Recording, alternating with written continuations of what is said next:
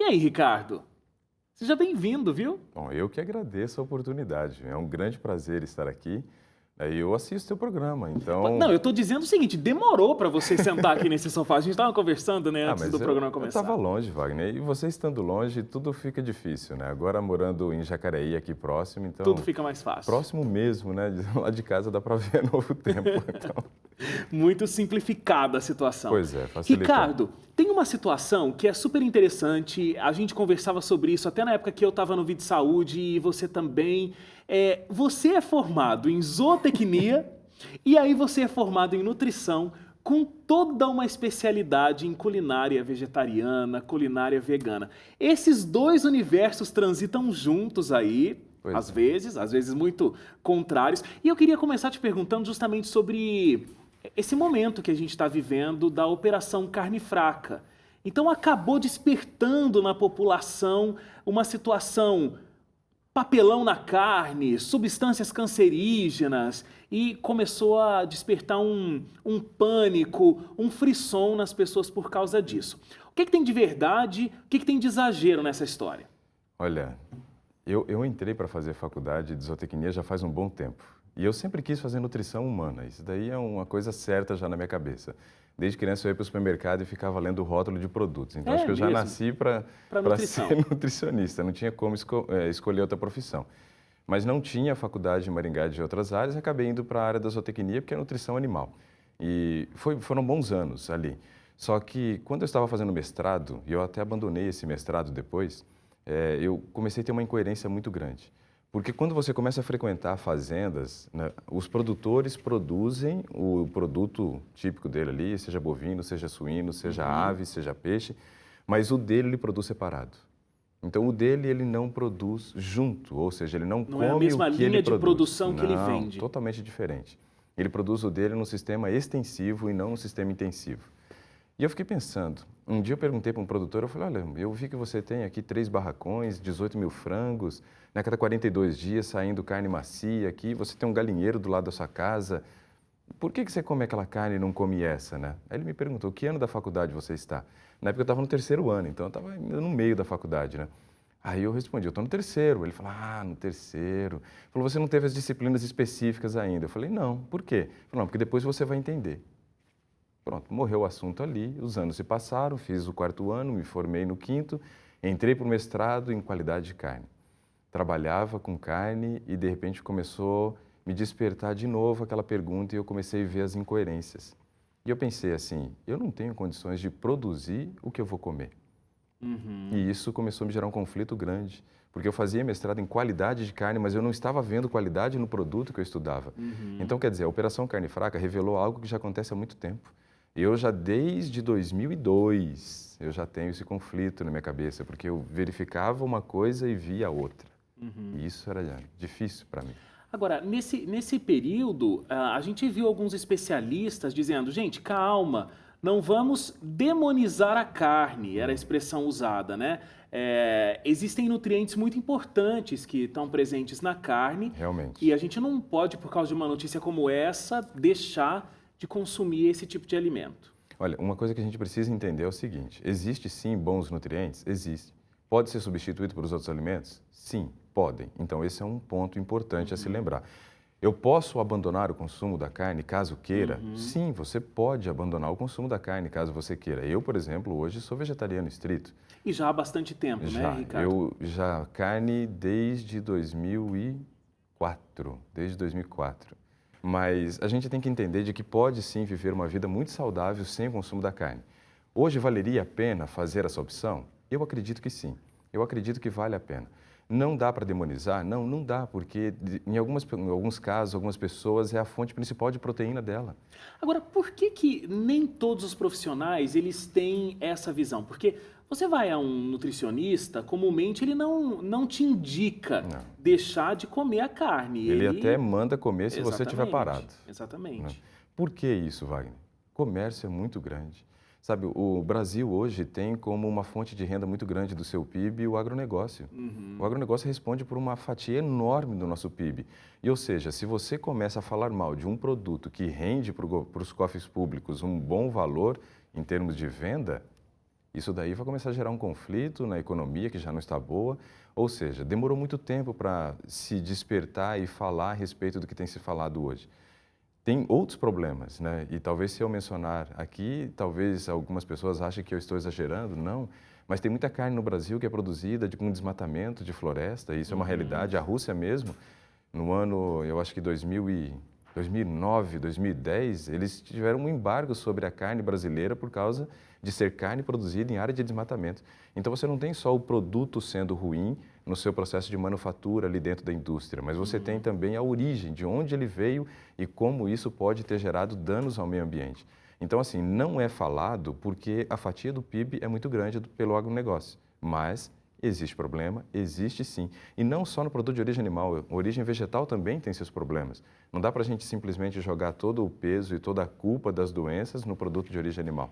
Muita gente diz isso, né? Os defensores da carne dizem o seguinte: vocês estão aí falando da carne que é cheia de produtos químicos e cancerígenos e tudo mais, mas está cheio de agrotóxico nas frutas, nos vegetais. Tá, isso é uma verdade também, está. Só que a gente precisa lembrar o seguinte, quando você come um produto de origem animal, sei lá, uma carne de frango, por exemplo, o que se usou para fazer a ração desse frango?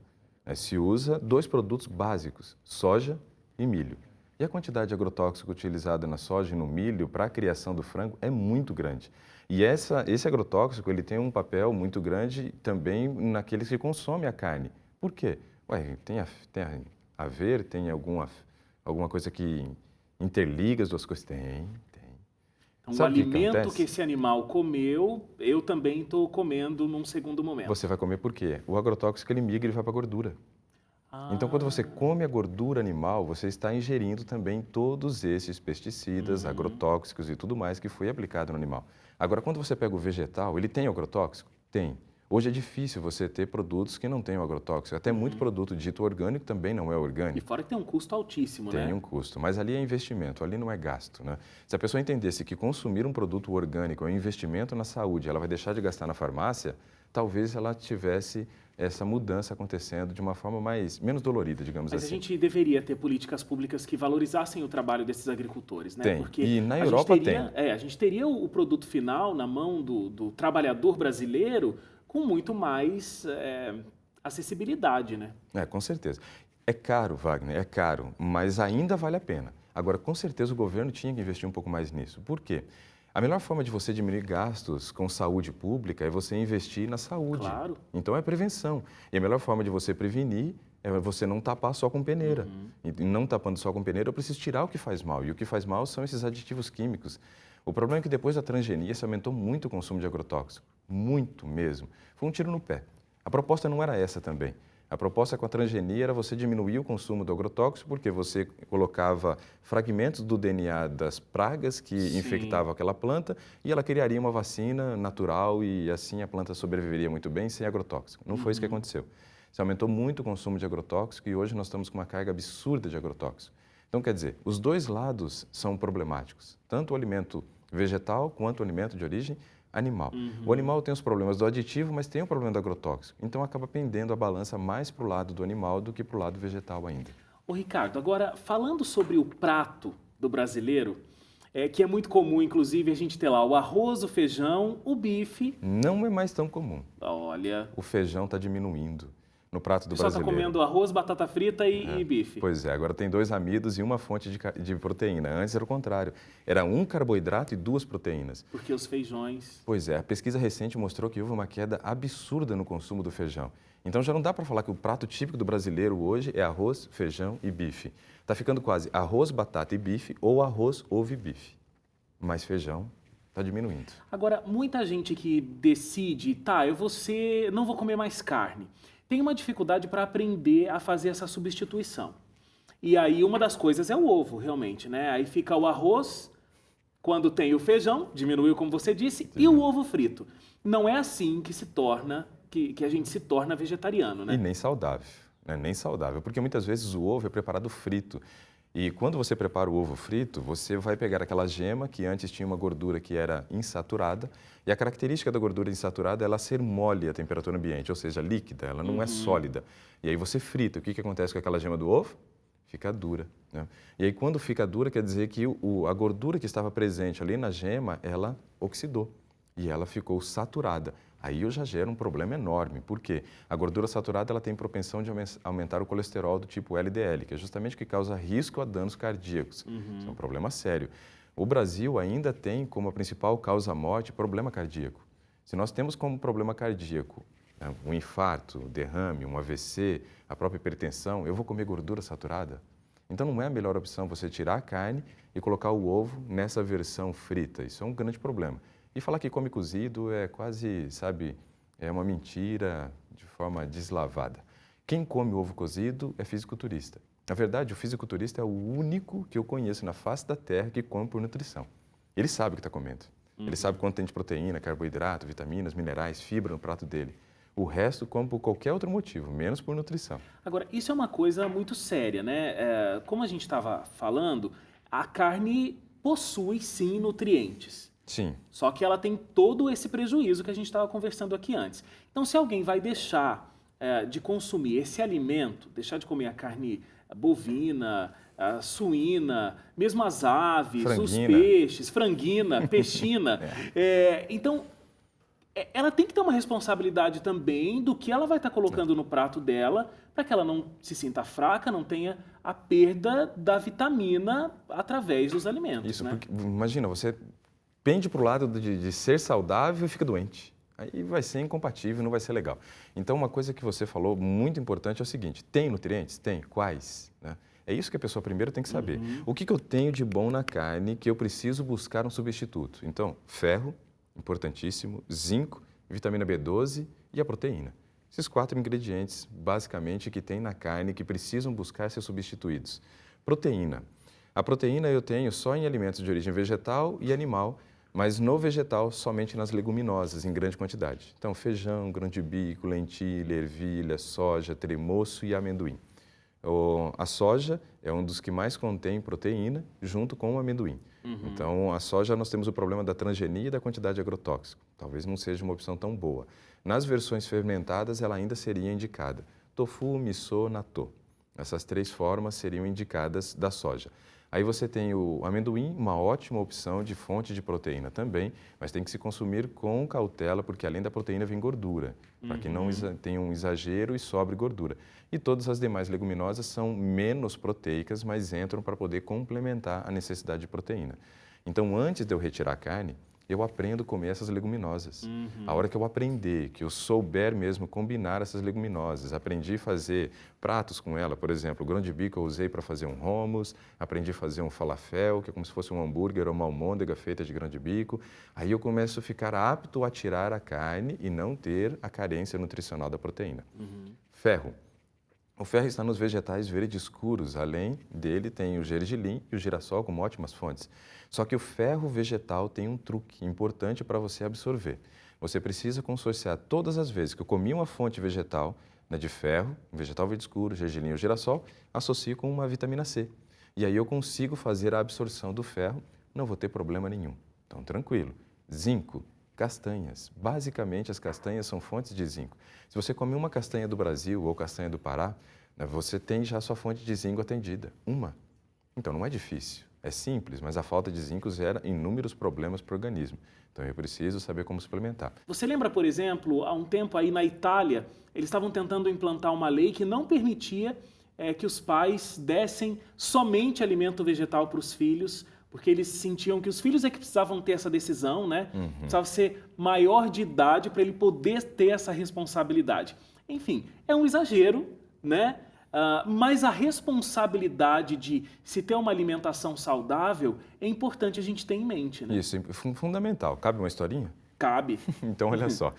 Minhas 2 filhas são vegetarianas, não comem produtos de origem animal, né? Já deram uma beliscadinha em queijo ali, mas não a meu gosto, né? Mas Sim. Família é uma coisa complicada, não é muito fácil de lidar.